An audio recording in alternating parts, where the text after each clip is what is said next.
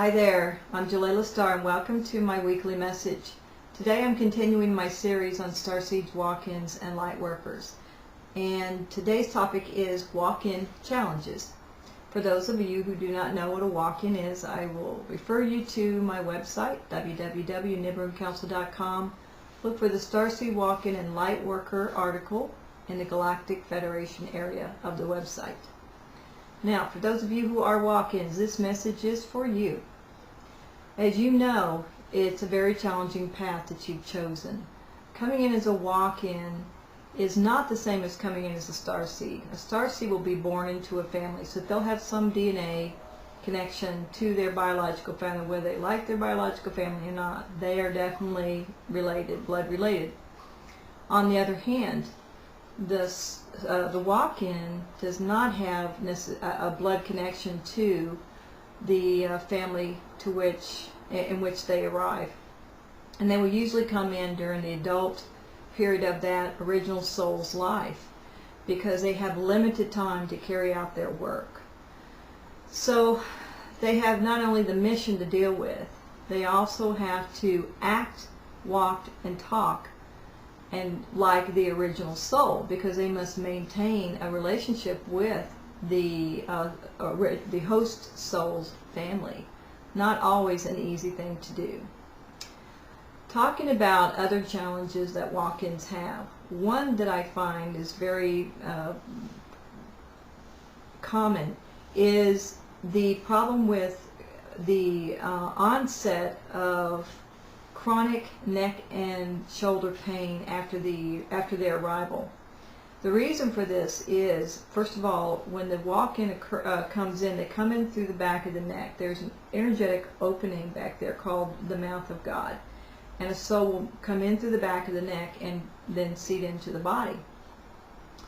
When that occurs, they're coming in from a higher vibration into a vehicle that is of a lower vibration. Well, in physics, when you have two frequencies, one higher, one lower, the lower one is always pulled up by the higher one, which looks, in this case, like emotional clearing. But until that clearing occurs, the dissonance between the two frequencies creates pain in the body, and in particular around the area where the walk-in arrives. So chronic neck and back pain is very common for a walk-in. The second challenge they face once they seed into the body is overlaying the tapes. And what I mean by tapes is we all have basically programs, if you will, or behavior patterns for making choices and reacting to different situations in our life. And these patterns are based on our beliefs. Well, the walk-in is going to have a different set of beliefs than the host soul. So not only are you in a body that isn't yours, but you're now having to override the original soul's beliefs and make choices based on what you think versus what they think. So you're not only overriding beliefs, you're having to override patterns of behavior, ingrained responses. The way that will look is you'll have a lot of frustration, you'll make a decision, a snap decision, and then change it. And this will be very, very common. You'll find that the people around you get as frustrated as you, and they think you're kind of gone a little nutty. You become very, very wishy-washy and indecisive. And it creates all kinds of delays. It costs money because you have to backtrack, and maybe you made a decision and decided, and you changed it, and it was an expensive decision to make. So it can be energy wise it's very draining, physically it's draining, monetarily it's draining. But this is just part of the process of learning to overlay the tapes. Sometimes it takes several years until you feel comfortable enough in your immediate responses that they're yours, not the original soul's way of doing it. Another issue that they have is their relationships within the family that they've walked into. Remember, they're basically imposters in somebody else's body, parading around as that individual. When I went through my walk-in, I remember one of the first feelings that I had when I began to awaken was I'm an imposter. I felt like a fake. Here I am claiming to be this Jocelyn Kelly, and I wasn't Jocelyn Kelly. And maintaining relationships with family members. Now, fortunately, I had, prior connections to most of the family, but there were some of my brothers to which I had absolutely no connection at all. And most of my nieces and nephews I had really no connection at all. Just a few that I felt a closeness to. What also changed was relationships with my mother, with Jocelyn's mother and father. I became closer to one and more distant to the other. So that creates a problem. When I walked in, in most cases when walk-ins occur and there is a partner, a spouse, there's usually a divorce within 2 years. I walked into a relationship that Jocelyn had.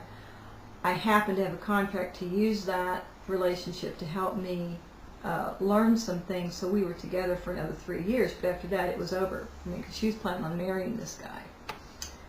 But like I said, most walk-ins will divorce within 2 years because there's other people that they need to be with. But the good side of that is before any relationship ends, there's usually some healing that must occur for both sides because there's soul contracts involved for that healing. So with a partner, there's going to be healing. And that healing will affect the original soul and their evolution. It's a gift. It is something that the walk-in will do in exchange for the opportunity to be in the body and utilize it to achieve a mission. The other thing that I think is very positive is a lot of times negative relationships with children that the host soul had will change for the better. In fact, children that were, on the brink of having major problems, addictions, becoming suicidal, self-destructive, the walk-in will help to heal those relationships. So the benefits of the chaos that ensues when the walk-in occurs within the family dynamic, the benefits usually will outweigh the negatives. That's pretty much it for what I wanted to cover today. There's several other things that walk-ins go through. Their training is somewhat different than Starseed's, and I am going to be focusing a lot in the next 3 years on the training for Starseeds and walk-ins, because I know we have a limited amount of time before the end of 2012 when our planet crosses the galactic equator to get a lot of their missions accomplished, a lot of things done, because they are the hope of the universe, and there's a lot of people back home waiting for those solutions to save their worlds. So, until next week, take care. Talk to you later. Bye-bye.